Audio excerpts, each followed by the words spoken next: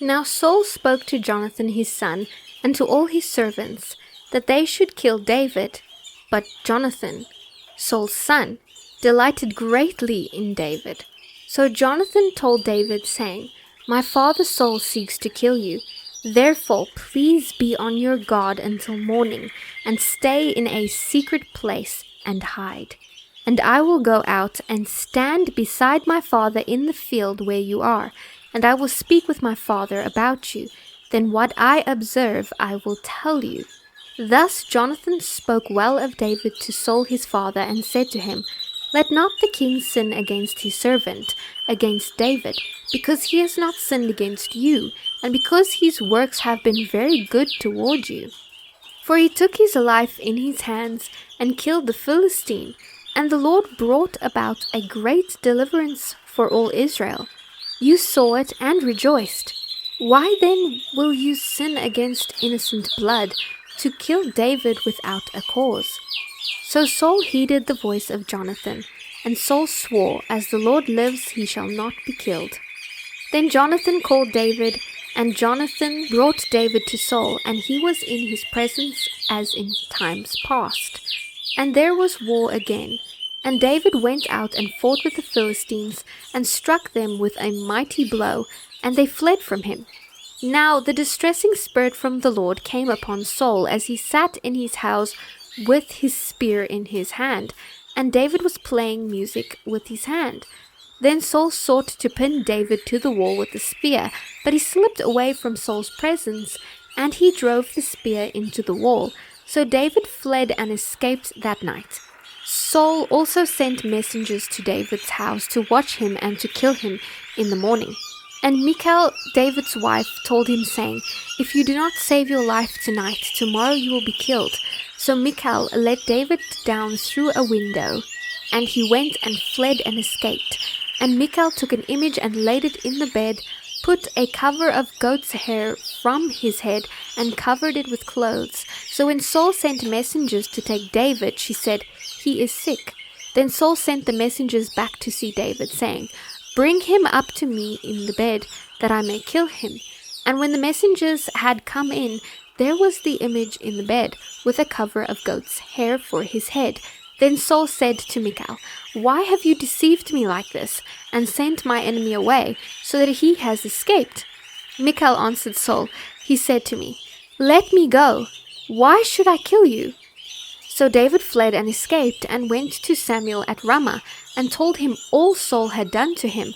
And he and Samuel went and stayed in Naioth.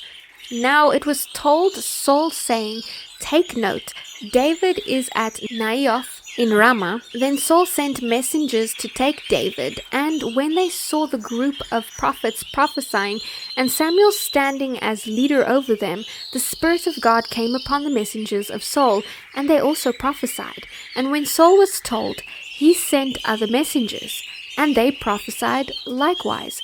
Then Saul sent messengers again the third time, and they prophesied also. Then he also went to Ramah, and came to the great well that is at Seku. So he asked and said, Where are Samuel and David? And someone said, Indeed they are at Naioth in Ramah. So he went there to Naioth in Ramah. Then the Spirit of God was upon him also, and he went on and prophesied until he came to Naioth in Ramah. And he also stripped off his clothes and prophesied before Samuel in like manner, and lay down naked all that day and all that night. Therefore they say, Is Saul also among the prophets? Then David fled from Naioth in Ramah, and went and said to Jonathan, What have I done? What is my iniquity, and what is my sin before your father, that he seeks my life? So Jonathan said to him, By no means, you shall not die. Indeed, my father will do nothing either great or small, without first telling me. And why should my father hide this thing from me? It is not so.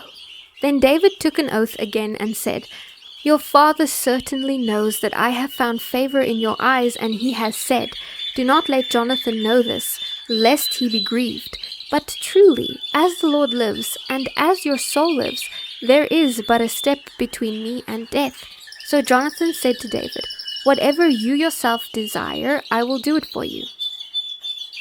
And David said to Jonathan, "Indeed, tomorrow is the new moon, and I should not fail to sit with the king to eat. But let me go, that I may hide in the field until the third day at evening. If your father misses me at all, then say, 'David earnestly asked permission of me that he might run over to Bethlehem, his city, for there is a yearly sacrifice there for all the family.' If he says thus, 'It is well, your servant will be safe.' But if he is very angry, be sure that evil is determined by him. Therefore you shall deal kindly with your servant, for you have brought your servant into a covenant of the Lord with you.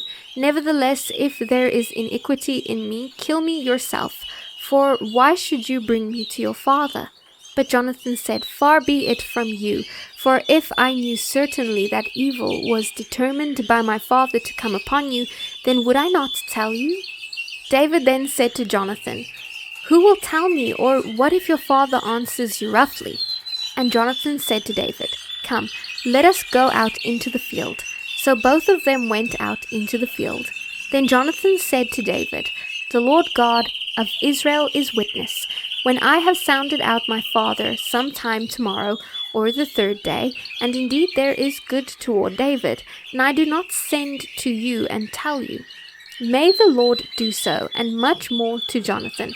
But if it pleases my father to do you evil, then I will report it to you and send you away, that you may go in safety, and the Lord be with you as he has been with my father. And you shall not only show me the kindness of the Lord while I still live, that I may not die, but you shall not cut off your kindness from my house forever. No, not when the Lord has cut off every one of the enemies of David from the face of the earth." So Jonathan made a covenant with the house of David, saying, "Let the Lord require it at the hand of David's enemies." Now Jonathan again caused David to vow, because he loved him, for he loved him as he loved his own soul. Then Jonathan said to David, "Tomorrow is the new moon, and you will be missed, because your seat will be empty. And when you have stayed 3 days, go down quickly and come to the place where you hid on the day of the deed, and remain by the stone easel. Then I will shoot 3 arrows to the side, as though I shot at a target, and there I will send a lad, saying, 'Go, find the arrows.' If I expressly say to the lad, 'Look, the arrows are on this side of you, get them and come,' then as the Lord lives, there is safety for you and no harm. But if I say thus to the young man, 'Look, the arrows are beyond you, go your way, for the Lord has sent you away,' and as far the matter which you and I have spoken of indeed, the Lord be between you and me forever." Then David hid in the field, and when the new moon had come, the king sat down to eat the feast. Now the king sat on his seat, as at other times, on a seat by the wall, and Jonathan arose, and Abner sat by Saul's side, but David's place was empty. Nevertheless, Saul did not say anything that day, for he thought, "Something has happened to him. He is unclean. Surely he is unclean." And it happened the next day, the second day of the month, that David's place was empty. And Saul said to Jonathan his son, "Why has the son of Jesse not come to eat either yesterday or today?" So Jonathan answered Saul, "David earnestly asked permission of me to go to Bethlehem. And he said, 'Please let me go, for our family has a sacrifice in the city, and my brother has commanded me to be there. And now if I have found favor in your eyes, please let me get away and see my brothers.' Therefore he has not come to the king's table." Then Saul's anger was aroused against Jonathan, and he said to him, "You son of a perverse, rebellious woman, do I not know that you have chosen the son of Jesse to your own shame and to the shame of your mother's nakedness? For as long as the son of Jesse lives on the earth, you shall not be established, nor your kingdom. Now therefore send and bring him to me, for he shall surely die." And Jonathan answered Saul his father, and said to him, "Why should he be killed? What has he done?" Then Saul cast a spear at him to kill him, by which Jonathan knew that it was determined by his father to kill David. So Jonathan arose from the table in fierce anger, and ate no food the second day of the month, for he was grieved for David, because his father had treated him shamefully. And so it was, in the morning, that Jonathan went out into the field at the time appointed with David, and a little lad was with him. Then he said to his lad, Now run, find the arrows which I shoot. As the lad ran, he shot an arrow beyond him. When the lad had come to the place where the arrow was which Jonathan had shot, Jonathan cried out after the lad and said, Is not the arrow beyond you? And Jonathan cried out after the lad, Make haste, hurry, do not delay. So Jonathan's lad gathered up the arrows and came back to his master. But the lad did not know anything. Only Jonathan and David knew of the matter. Then Jonathan gave his weapons to his lad and said to him, Go carry them to the city. As soon as the lad had gone, David arose from a place toward the south, fell on his face to the ground and bowed down 3 times. And they kissed one another, and they wept together, but David more so. Then Jonathan said to David, Go in peace, since we have both sworn in the name of the Lord, saying, May the Lord be between you and me, and between your descendants and my descendants forever. So he arose and departed, and Jonathan went into the city.